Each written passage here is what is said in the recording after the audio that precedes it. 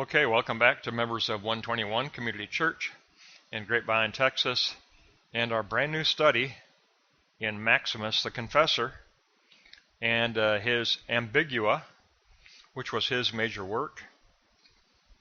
And it was originally written in 630 AD, so we're back in the 7th century again. But the 7th century is when theology was just first emerging. Genuine good work in theology was emerging in the Greek Orthodox tradition. We're going to look at the introduction today. We're going to look at the introduction, which is fairly short, but it will take a look at some background information and kind of get our bearings before we jump into the text. Let's go to block 1. And Maximus was of the Byzantine Empire. Personal life. He lived from 580 to 662 AD. Born in Constantinople. He was a Byzantine theologian. He entered monastic life and a couple different monasteries, but from 610 to 645 AD, he was in monasteries. He actually attended 2 different ones, I believe.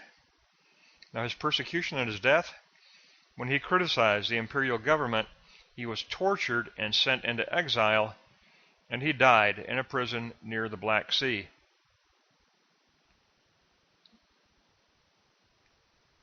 But yes, he was cruelly tortured. His theology, it was vindicated by the 6th Ecumenical Council of 680 AD. He placed divine love at the center of the human experience of God. He began the Ambigua in 628 AD, so a couple years to write. And the Ambigua is his most important work. It's made up of 2 books, the Ambigua to Thomas and the Ambigua to John. And it's written as questions and answers.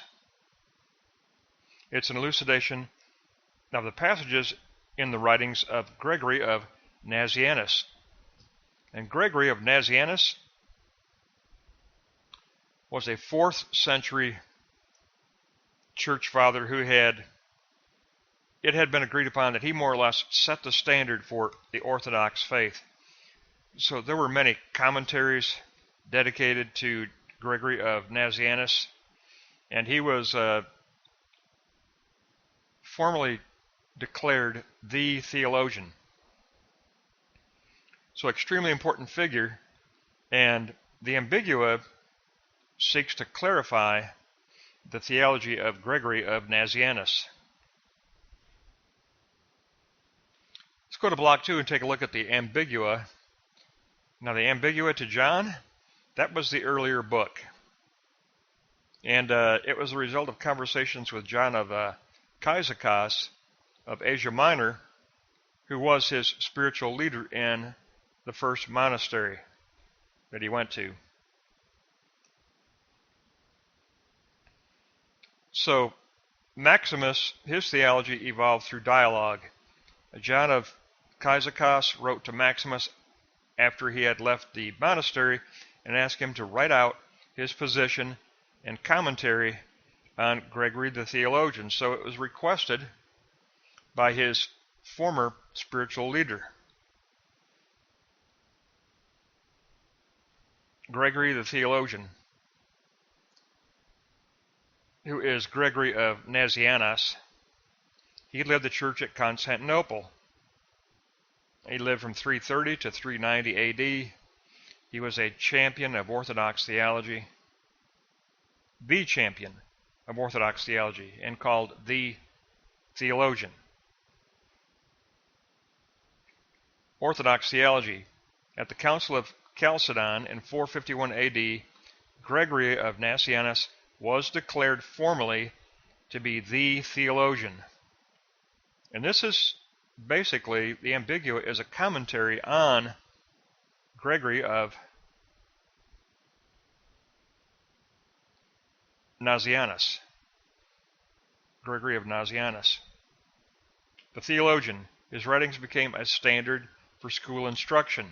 There were many commentaries written on his writings because they were difficult. They were difficult to understand without some kind of a teacher, without some kind of interpretation. And that was a task that was asked of Maximus to write a commentary. So, if we go to block 3, we'll take a look at the specific methodology. Gregory's orations as sacred text. Gregory of Nazianzus. His writings have an inspired character to them. They were considered an extension of the living Word. They were considered to be linked to the apostles themselves, to have nearly apostolic authority, linked to the apostles. The meaning of Gregory's writings unfolds through a transformation of text and a transformation of reader. You must pursue the text through spiritual contemplation. Spiritual contemplation. Maximus also addresses hostile critics inside and outside the church. He also critiques Origen's metaphysics, all in the Ambigua. He addresses topics like the Trinity, the Logos, the ground of being, the nature of humanity. They're all addressed in the Ambigua, so it's a major theological work of 630 AD, and just prior to John of Damascus, who we just finished studying, so another 7th century pillar of the church.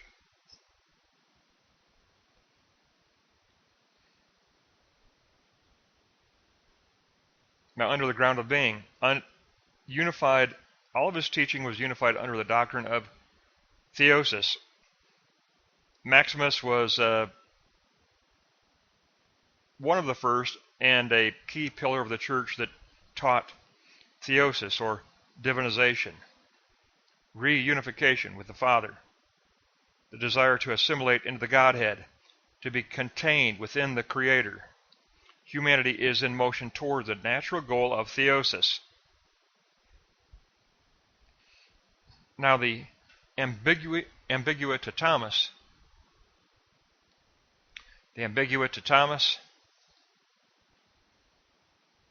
it's the later work, even though it appears first in this text. It's the later work.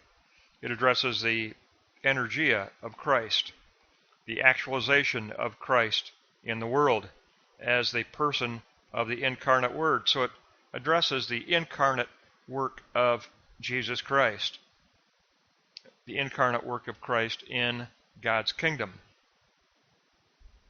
which is energia in the Greek. Remember, dunamis is potentiality of spirit, energia is actuality of spirit. And so the Ambigua to Thomas addresses the actualities of spirit. It's the Ambigua to Thomas. So the first is the Ambigua to John, and the second book is the Ambigua to Thomas. They are in reverse order in this particular manuscript from 2014 from Harvard Press.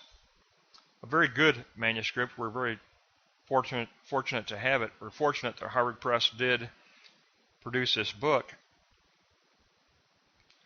And we have enough background material now to jump into the main text, but key points to remember in block 1.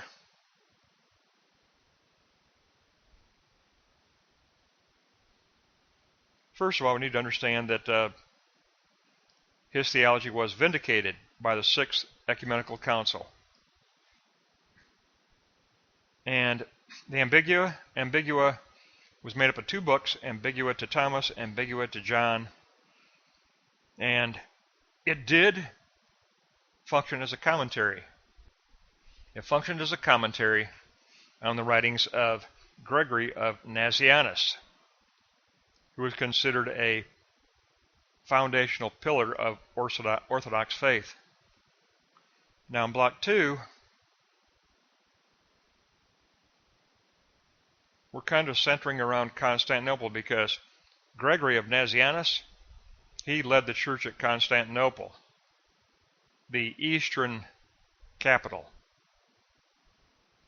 Remember, you had Rome in the west and Constantinople in the east. And at the Council of Chalcedon in 451 AD, Gregory of Nazianzus was declared formally the theologian of the church. He was a pillar of the church. And many commentaries were written, and it was requested of Maximus that he write a commentary. So in Block 3, we know that the writings of Gregory of Nazianzus were considered to be almost apostolic in their authority. They were considered to be extremely close to the apostolic inspiration. That's a huge thing to say. Now Maximus, he's credited with bringing forward the doctrine of theosis. Now theosis is divinization, and that's a difficult concept for anyone, I don't care who you are, to say that we're going to become like gods. That sounds like arrogance, and everybody says, no, we don't believe in divinization. But that has varied interpretations, because it can be interpreted as reunification with the Father. But theosis is that doctrine brought forth by Maximus, and it was picked up by Jürgen Moltmann in the 20th century, and these questions and answers were brought into the 20th century by Jürgen Moltmann. So we have an important work ahead of us. I think it should be a very rewarding work. But now we've had a chance to take a look at the fact that Maximus emerged out of the Byzantine Empire. His major work was the Ambigua, and his methodology was to critique the writings of Gregory of Nazianzus and to treat them almost as if they are apostolic authority. That'll wrap up our introduction. Our next lesson will pick up in the first lesson on the actual text.